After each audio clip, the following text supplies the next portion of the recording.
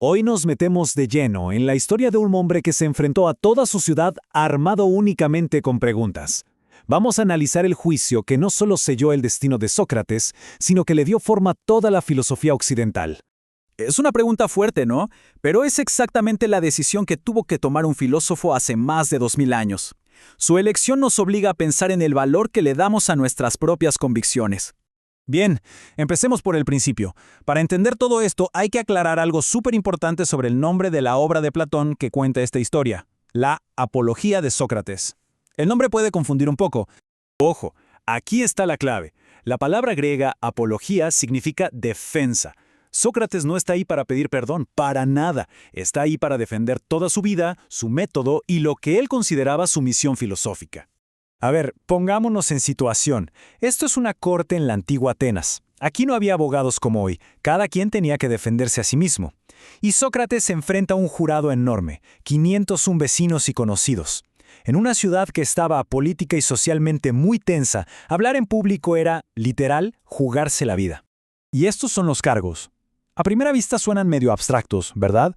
Corromper a la juventud, impiedad. Pero en ese momento eran dinamita pura.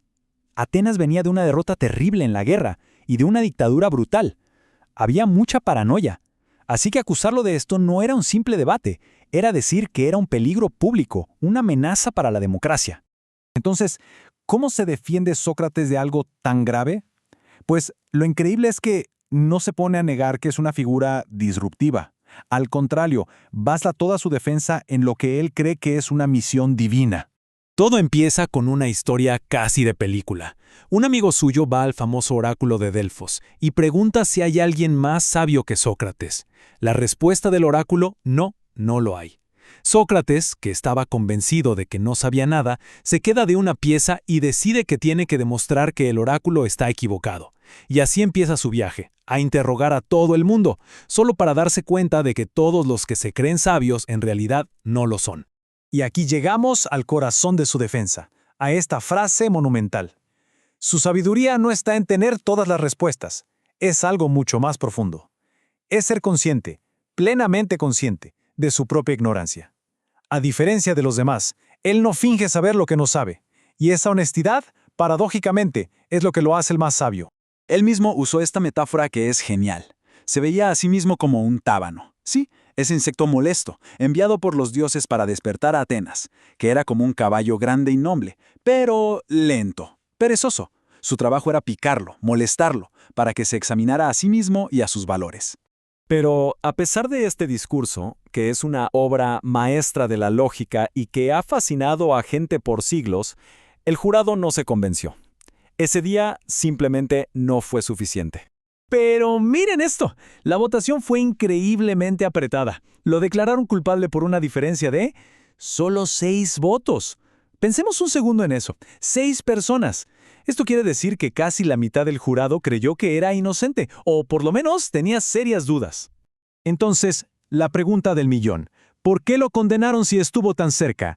Bueno, aquí es donde surgen dos grandes teorías. Por un lado, la idea de que el jurado ya venía con una decisión tomada, quizás por presiones de sus enemigos políticos. Y por otro, la posibilidad de que el propio Sócrates se echara la soga al cuello con su actitud, su tono irónico, su negativa a rogar por su vida como se esperaba en la época. Bien, lo declararon culpable. Pero el juicio no había terminado. Ahora venía la fase de la sentencia. La fiscalía propuso un castigo y la defensa tenía que proponer otro. La contrapropuesta de Sócrates es simplemente legendaria. Es que esto es brillante. En lugar de proponer el exilio o pagar una multa, Sócrates dice que, por los servicios que le ha prestado a Atenas, merece comidas gratis de por vida pagadas por la ciudad, un honor que se le daba a los campeones olímpicos. Para el jurado, esto ya fue la burla final, y con eso, él mismo selló su destino. Sócrates llega a su decisión final por un proceso de eliminación, casi como si resolviera un problema de lógica. A ver, opción 1, irse de Atenas, de su hogar, jamás. Opción 2, quedarse pero callado, sin filosofar, imposible. Porque como él mismo dice, una vida sin examinarse no vale la pena. Así que la única opción que le quedaba para no traicionar sus principios era la muerte. Y había algo más personal. Sócrates siempre hablaba de su daimonion, una especie de voz interior, una señal divina que lo guiaba. Pero esta voz, curiosamente, nunca le decía qué hacer, solo le advertía cuando estaba a punto de hacer algo incorrecto. Y durante todo el juicio y la sentencia, su daimonion se quedó en silencio. Para Sócrates, ese silencio era la confirmación definitiva. La muerte no era un error, era el camino a seguir. Y así llegamos al final. Las últimas palabras de Sócrates no son de miedo, no son de arrepentimiento. Son, como no podía ser de otra manera, una última y profunda lección de filosofía que consolidó su legado para siempre. Su argumento final sobre la muerte es devastadoramente lógico. Si nadie sabe de verdad qué hay después, ¿no es una profunda ignorancia tenerle miedo como si fuera el peor de los males? Es su último ataque contra la arrogancia de los que creen saberlo todo, incluso sobre el mayor de los misterios. Siglos después, el filósofo Friedrich Nietzsche captaría a la perfección la esencia socrática con esta frase: una mente que ya no se cuestiona, que se aferra a sus ideas sin dudar, ha dejado de ser una mente. La negativa de Sócrates a callarse es la prueba máxima de su compromiso con una mente viva, siempre en movimiento. Y con estas palabras se despide. Es una declaración de humildad final y absoluta. No hay certezas, no hay dogmas.